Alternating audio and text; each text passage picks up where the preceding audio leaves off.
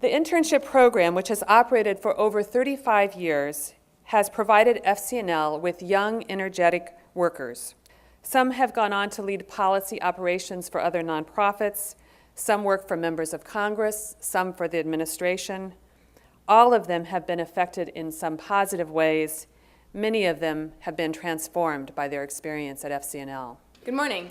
Good morning. I like this good morning ritual we've had. And a good morning it is. I look around the room and I see friendly faces. I come into this place and I'm greeted with smiles and hugs. I'm not scared to be standing in front of you, although many people have tried to scare us.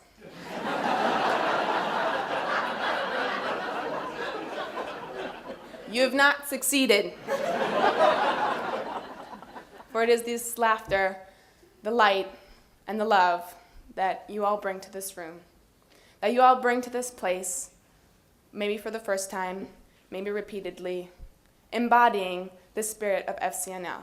Our voices are so full of energy, and that we can make a change if we raise them, if we share our concerns about our own future, and give the message to those who are currently in office and are currently our leaders that we care about what they do and we want to be part of it. My first encounter with anything FCNL came with one of our wonderful "War is not the answer" signs. One of my friends in high school, one of the first Quakers I ever knew, had one of the signs. And one day he brought it to school to help us protest the presence of some military recruiters in our cafeteria that day. He cajoled me into joining him holding the sign up. We didn't really say anything, and I didn't really know what the heck I was doing. But I knew that I wanted that message, "War is not the answer," to be a part of my life. I have been working in the Quaker Nuclear Disarmament Program, which is a challenging program because its goals are very long-term, but we do have very substantial work that we're doing, and I have been fully a part of that. I've gone on lobbying visits. I have made phone calls to congressional offices, and I have made phone calls to constituents. I do think I am definitely a part of the substantial work, not just someone who gets coffee. Home for me is Southwest Ohio, and I never in my life thought that I would be in the nation's capital working for change. My journey to FCNL began when I made the choice to attend Wilmington College, which was founded by Quakers. Some of you are familiar with it. My original idea was to major in accounting, and I was someday going to be this grand CFO of some big major company. But at that time, I wasn't really aware of how companies tend to disregard their consequences of their choices and how that affects the world at large, whether it be environmental or social, etc. People want change, but they don't do what it takes to get there. And if young people are going to have their voices heard, the programs that matter to them, whether it be in regards to scholarships or education or jobs, they have to let that be known. There's a strong presence from other people who have interests. Older people make a presence with lobbying a lot of times, but young people tend to forget that. I'm ecstatic to be here at FCNL. I have found that I love talking about lobbying and that I love talking to all of you. As you know, my coworkers here are incredibly intelligent, and I confess that I often walk around the office listening to tidbits of great conversation that I jot down to look up more about or reflect on later. FCNL has given me the opportunity to work with a remarkable team of individuals on issues that matter most, and I feel extremely supported every step of the way. This is going to be our world, and the decisions that are made today are really going to greatly affect our lives and our children's lives. I think it's hard to convince young people to lobby because we feel as though we don't have a voice, or the sort of system isn't interested in hearing from us.